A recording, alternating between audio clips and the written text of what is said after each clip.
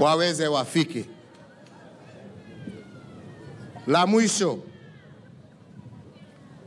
mwisho, wenzangu, hii reli tumesema ni ya wananchi, na tumejadiliana sana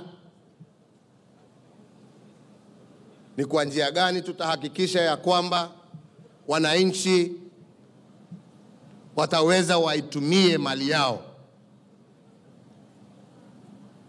Na tunasema ya kwamba container ambaye average container ya mizigo ambaye average zamani ilikuwa kati ya shilingi karibu 1,100 kusafirisha container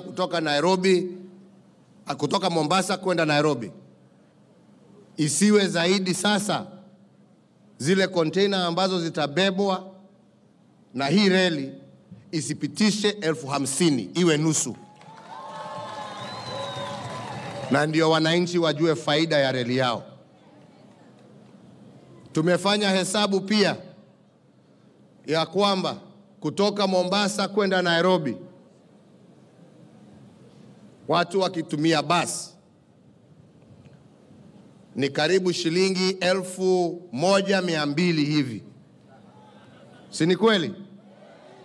Tumesema ya kwamba mwananchi wa kawaida awe anaweza apande hii reli kutoka Mombasa kwenda Nairobi na asilipishwe zaidi ya shilingi 700. 700 shillings.